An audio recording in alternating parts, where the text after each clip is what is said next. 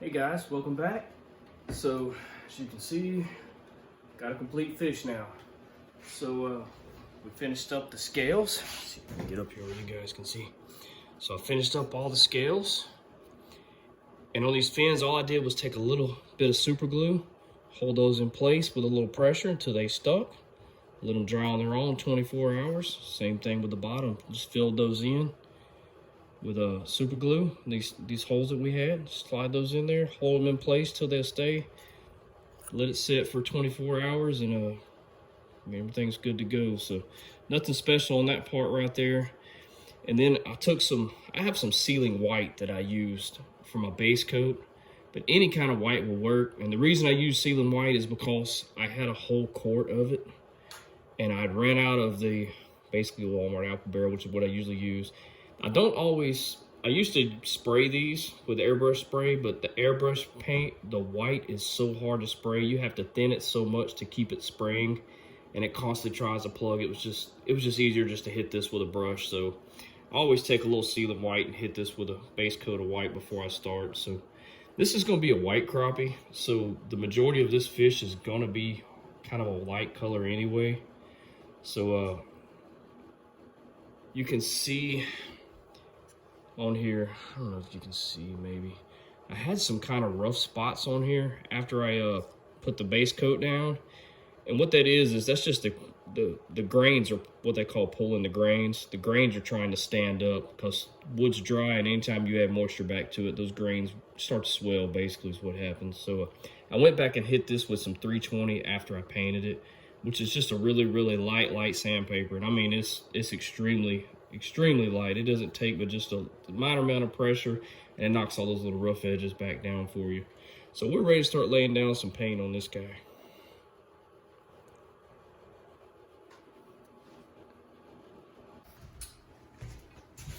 All right guys, so first color I'm gonna be laying down is from I use a US Art Supply. This is a white pearl, which there's several different brands out there, so find the one that you like. It really doesn't matter. Like I said earlier, this fish is a white crappie, and the image I'm using, the majority of this fish is going to be white anyway, or mostly white. Probably from right above the gill plate almost. The majority of it's going to be white. So if we follow the image to a T, which I don't always, but that's what we're shooting for. So.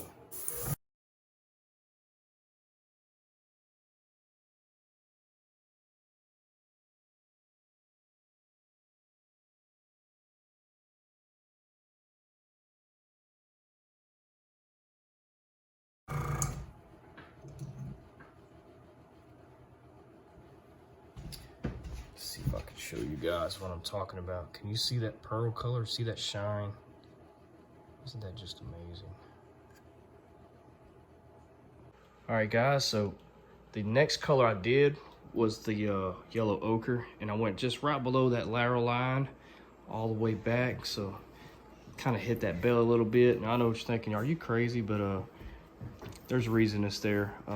Most of that is going to be covered up, but it'll give just that little hit underneath there that I'm looking for. So that's our next color, and I mixed that like a 10-to-1 ratio. I just wanted it real thin, just kind of misted it on there. So now I'm gonna go and mix up some paint to apply next. And it's actually gonna be some apple barrel, so we're just gonna thin it down with some thinner, and hopefully it'll spray good. All right, so we got the airbrush colors down. So you can see we had a base coat of white, and I went back and hit it with that white pearl. And then I mixed up some apple barrel paints. This is the mossy green and the English ivy green. And I just thinned those down really thin with some reducer so I could get it to spray in my air gun. And the mossy green did fine, and maybe because it's a gloss, it sprayed a lot easier.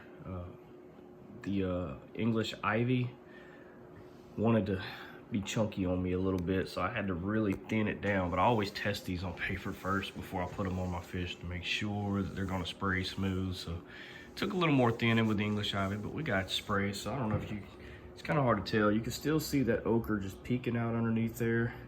And then right above that, you can see the moss green, and then I went back with that darker.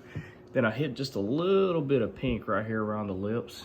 Then I came back with a thin down black, and I just lightly misted from the mouth area and just brought it up to the fins. So that's probably not all the airbrushing we're gonna do, but I feel like now it's time to start doing some hand painting. So let's get on that. All right, I'm gonna start out with this English Ivy, my trusty dollar store paint palette here. Let that down just a little bit. See, I was having the chunky problems earlier. I think this paint's kind of old. Problem. Trying to keep this in view.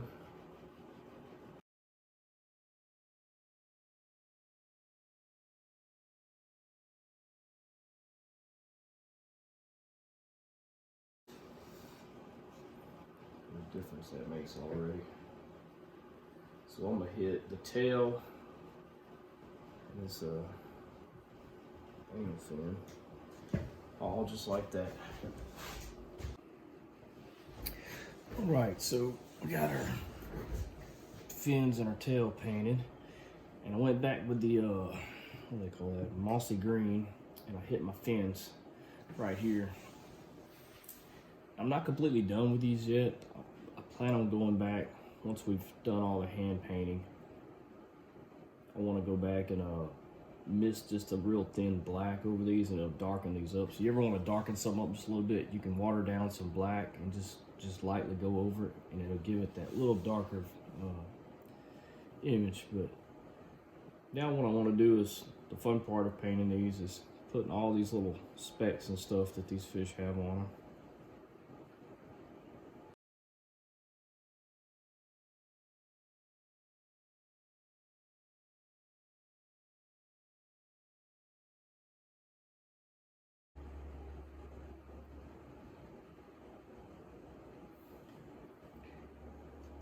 That's just going to continue on.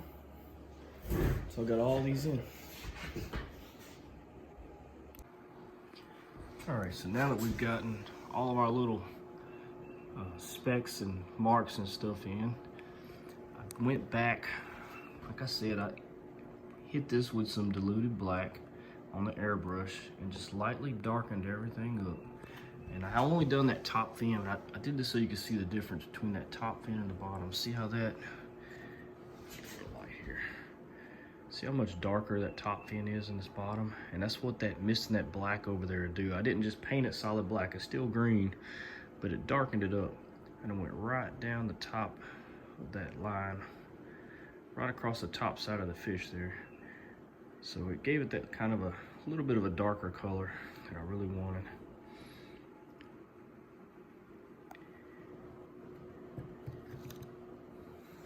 So now I'm gonna go ahead and darken up this lower fin here and the tail also. All right, well, that thing is looking good. So I went ahead and darkened it up just a hair. You can see that just a little shady black across the top there. I'm not sure I mentioned this earlier, but like during the spawn, these fish will have like a little pinkish color right there. So I put some pink on there, and that's been dusted out with some black. And when I say dusted, I mean you hold the spray gun kind of far away, and you just lightly just kind of mist that paint on there, and it gives you that kind of a darker shade, kind of a darkening effect. I know on some brim there's like a big black dot right here on the gill plate, but these just had just a real light black mark right there. So I just kind of thinned some black down, just really softly added that.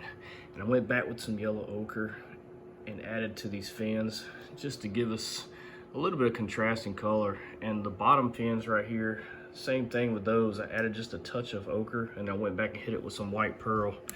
And it's probably kind of hard to see. Yeah, you can see a little better right there on the bottom side. You can see that kind of yellow color coming through. It's not a whole lot, but I didn't want to leave it just plain white. I didn't think it looked right. So the next thing I want to do now is go back. This is all gonna be brushwork. We gotta add basically a whole bunch of little dots on the on those fins and on that tail there. So we'll soon be wrapping this guy up. All right, so I got my specks in the tail and the fins, and I went back and repainted that this little fin here. I didn't like the way it looked, so I just repainted it with that mossy green, and then airbrushed a little bit of ochre, just kind of thick right there. But I think it looks better. And I glued the eyes in and added 2 coats of spray lacquer. And I think that turned out real nice. So now I've got to mount a base to put it on. So I had some driftwood. I'll show you what I did here. If you hear some racket, I've got some kids back here painting on some boards. So see, I had this driftwood here, and all I did was put it, let's see where it was, how it was, but all I did was split that on the bandsaw, and then took a hand plane and shaved that down. I'm gonna put a bracket on here to hang this on the wall. That's my plan. So you can see, I always take a wire brush, clean this up real good, and take it out there and blow it off with the air hose real good. So get everything off you can. I plan on putting some polyurethane on that next, and then I'm gonna hang a bracket on it and mount our fish to it, and we'll be done.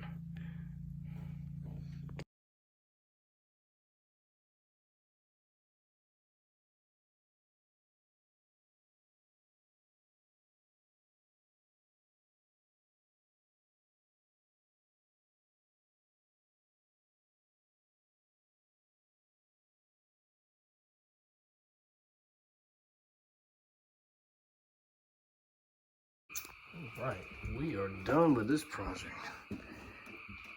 So I decided to have this one slightly looking up. I don't know why. I always do them almost level, but this one,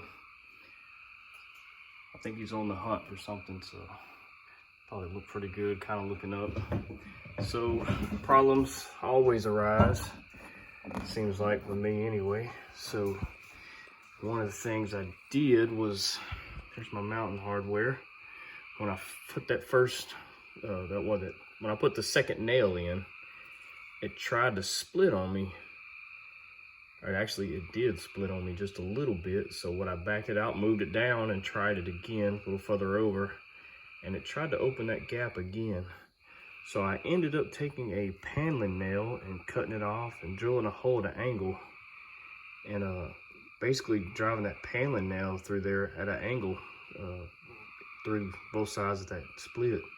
So it kind of tied it back together, and that paneling nail is much longer than the little nails that come with this hardware. So had to fix that. And then of course, you end up with 2 little holes you got to kind of patch up on the back. Not that the back matters a whole lot, I like that natural look anyway. But then drilled a hole to mount my fish, ran a screw in there, and I could not get it tight enough. For some reason, it just would not get so tight it wouldn't move. So I ended up running a second screw in there, and then I had to countersink those screws. So always little problems, and why I didn't film all that, I don't know. But anyway, I think it turned out beautiful. And of course, I like to mount my fish on driftwood that I get locally.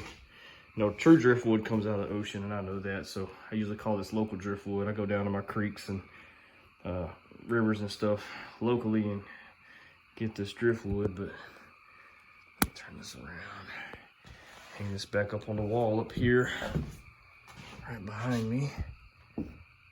Forgive me.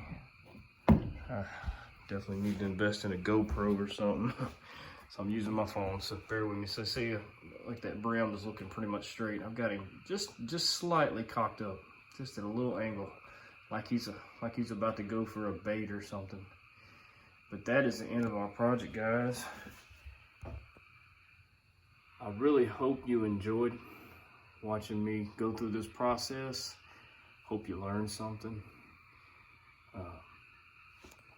like I said, I definitely appreciate you guys checking out my art and what I do. And if you want to see more, hit that like and subscribe button. And I'll catch you guys on the next one.